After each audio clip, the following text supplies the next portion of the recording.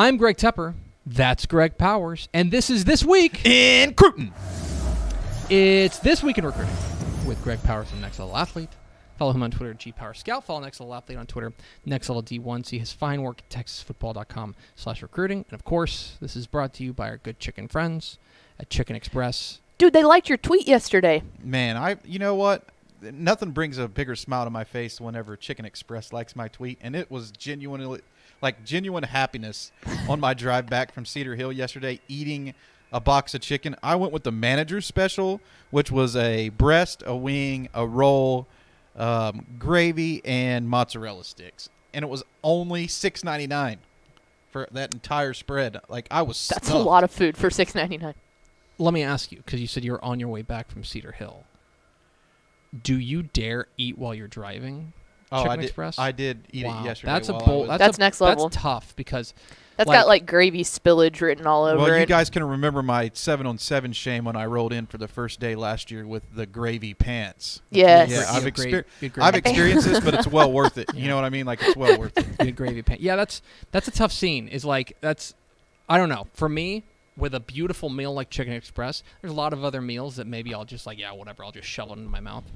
I want that to be an experience. Gold platter. I want that to be a we did stop and go in to the Chicken Express to eat. Right. On the way back from 7-on-7. I will say that may be the only time I've ever eaten in a Chicken Express. Oh, that's rookie numbers. The Cedar Hill Chicken Express was banging. It was really good. The chicken wing, I love chicken wings. I don't usually get them at Chicken Express, but this one was mighty tasty. I have to check that out. So this week in recruiting with Greg Powers, Next Level Athlete. Let's start with our prospect on the rise. Our prospect on the rise going to the Austin area to talk about Austin Vandergrift 2023 defensive lineman Damian Wimberly, who picked up a pair of in-state offers this week, one from North Texas and one from Baylor. He's also taken an unofficial visit to SMU. He also still has offers from places like Texas Tech and Louisiana Tech. We have him as a 3-star in Dave Campbell's Texas football, and the tape is impressive from a size perspective. They have him, in watching the tape, it seems like they move him around, but generally speaking, he's lined up in an A-gap somewhere. Yeah, he's basically a nose guard in their 3-4 scheme. I think he's a little bit more versatile than that as he projects to the college level. Could probably be a strong side defensive end, a defensive tackle, and a 4-3. I think he's probably more of a 3-4 end. I called him a defensive lineman. We're rating him as a defensive tackle just because that's what he's playing in high school.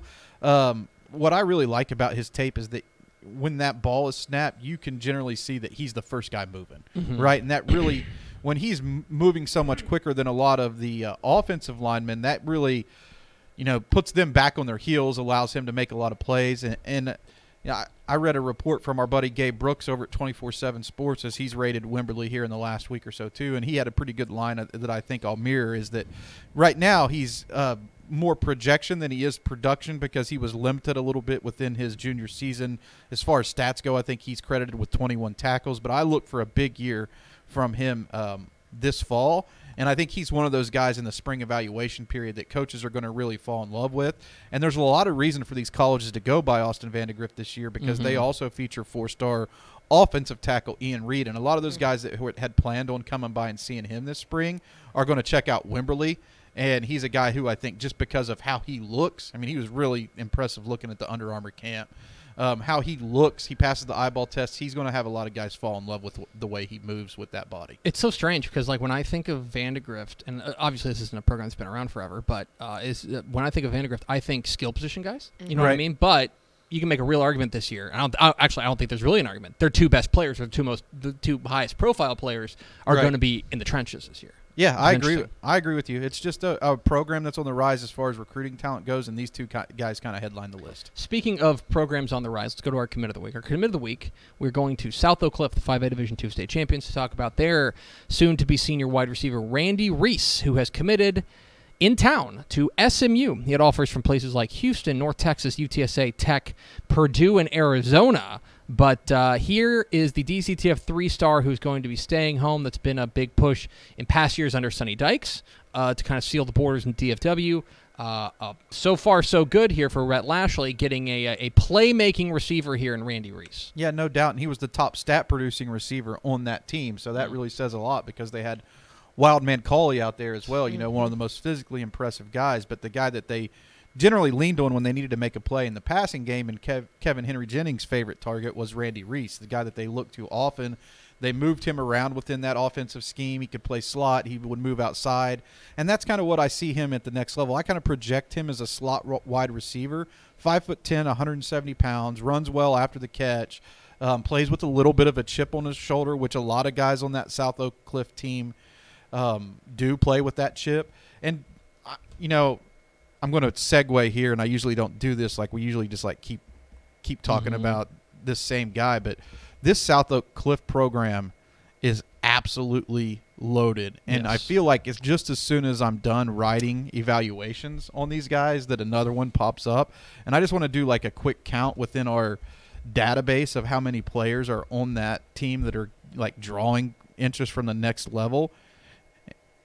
And it's over 20. Yeah. You know, like, it's – I mean, look at this list. I mean, the fans aren't going to be able to see it, but I mean, like that goes. Yeah, you're having to scroll. Like I'm having to scroll the list of guys. And one other thing, and we saw the highlight here a couple of plays ago. This was Randy Reese was the guy who took the opening kickoff for a touchdown, back for a touchdown in their semifinal win over Lubbock Cooper, which really set the tone for them. And so you want to talk about a knack for the big play. Randy Reese definitely has that in all aspects of his game. We're talking this week in recruiting with Greg Powers, Next Level Athlete, on Texas Football Today. Get involved in the conversation, hashtag TF Today. Guy we actually mentioned yesterday. Get to our Underclassmen of the week. Our is Lorena 2024 wide receiver Jaden Porter. Jaden Porter was, of course, a piece of the 3A Division I state champion Lorena Leopards. Last year he picked up an offer this week from TCU. He's already got offers from places like Baylor and Oklahoma State.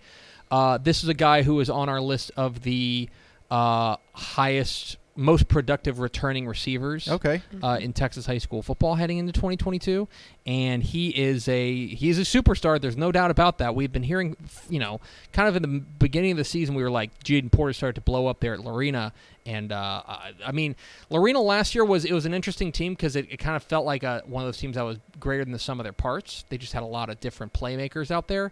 But Jaden Porter is a superstar, no doubt about it. Yeah, and the one thing that I really love about his game, or the thing that pops out to me when watching him and assessing him, stacked up against other wide receivers, is the separation that he's able to generate at the top of his routes and his explosion to close on the football when he goes to get it. And it's very good, like, short area explosion. When the ball's in the air, he finds a way to kick it into an extra gear to, make it tougher for the defensive back to limit his production. And he's a guy that they use in multiple phases of the game. You can see him take screen passes and taking it the distance. He's a guy who's pretty good vertically down the field. So he's really a jack of all trades at wide receiver. And his first three offers are pretty dang good offers. I mean, TCU, Baylor, Oklahoma State, all teams that continue, year over year compete for Big 12 championships, conference championships, and are in the mix to be that team within the state of Texas or within that conference every single year. And I just expect to see more out of him as far as his offer list goes. He's another one of these guys who I think could really blow up. He's a 2025 offer guy, easy. And he was the wide receiver MVP at the Next Level Athlete Texas Top 100 Showcase in Dallas. And I have to tell you, that is a loaded group every year. Like, I have to tell guys they can't come to the camp because we've already signed up too many wide receivers. There was 40 wide receivers there, and he was picked as the best one. And it's like, I mean, look, we just mentioned that they were the state champions. Like, let's remember this is a 3A kid. Like there's not like the Next Level Athlete camp. One of the things I love about what you guys do is that you guys are bringing in guys from all over the state, and you're bringing in your spotlight guys from all over the state and all over every classification, right? Right. To be the wide receiver MVP at the 3A level, would that go under the category of a pretty remarkable? Yeah, it's pretty remarkable. I want to say, like, he may even have been a 2A level guy, a guy that I can compare his talent to that came to the camp, years past, was James Stanford James Washington from Stanford back in the day. I would compare their games. Of course, James was super fast, and he wasn't as refined as a route runner as Jaden is right now. This guy, he checks all the boxes, and he's a good kid off the field, and I think that the colleges are going to really like that about him as well. Well, and James Washington's now a Dallas Cowboys, so that kind of worked out okay for him. Let's get to our recruits of the week. Recruits of the week. plural. Yeah, we had to go with 2 this week. It's a pair of quarterbacks in the 2023 class. Jackson Arnold, the quarterback from Denton Geyer, and Austin Novosad, the quarterback from Dripping Springs. They have been invited to the Elite 11 finals after they showed out at the Elite 11 regionals here in Dallas. Arnold is an Oklahoma commit, and Austin Novosad is a Baylor commit, number 1 and number 2 in the DCTF Hot 100. So I would say you nailed it. I like how that worked out. Good job. Good job. Pat yourself on the back. Good job, Powers. Elite 11. No, seriously, good job to Jackson Arnold and Austin Novosad for having a really standout performance at the camp. It's by and large known as like that is the quarterback camp, right? Like everybody, even if you're like a casual football fan, kind of knows about the name Elite 11. And I know that these guys grow up watching all these other quarterbacks go through that and want to have that experience. And it's a pretty cool thing for them to be able to go out to that Elite 11 finals and show their mettle against all the other top prospects at quarterback throughout the nation, you know, and they get to work with some of the, for lack of a better term, elite guys who have went through that Elite 11 program in years past that come back out and mentor these guys, show them what has helped them be successful in college, how they've went on and been successful at the NFL. So it's not only a camp that you get to work with other top guys, it's a camp that you get to learn from, and it's more of an experience.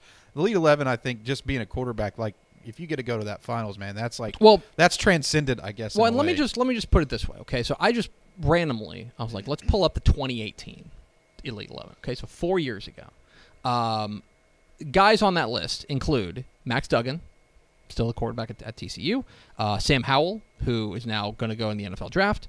Spencer Rattler was the MVP.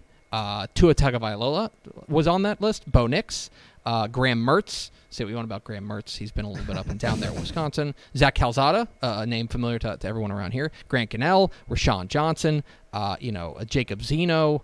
It is a who's who. You know, it's a who's who of quarterbacks there that they don't miss very often. If you are an Elite 11 finalist, chances are there's something there. You didn't fake your way into being an Elite 11 finalist. Yeah, I agree with that wholeheartedly. I think all the guys that are in the NFL currently are Elite 11 alums. Yeah, I think that's certainly they have an eye. For all the Texas guys. Yeah, they certainly have an eye for talent. Another guy who has an eye for talent is Greg Powers of Next Level Athlete. Follow him on Twitter at GPowerScout. Follow Next Level Athlete on Twitter, Next Level D1. See his fine work at TexasFootball.com/recruiting. Powers, appreciate your time. Stay here and introduce the next segment. I'll be here. Thanks so much for watching that video. If you would like more and to be notified when they come out, go ahead and click that subscribe button right down there. You can also watch Texas Football Today every day live at noon on TexasFootball.com, Facebook, Twitch, and right here on YouTube. For more of the best coverage of Texas football in the Lone Star State, go to TexasFootball.com/subscribe.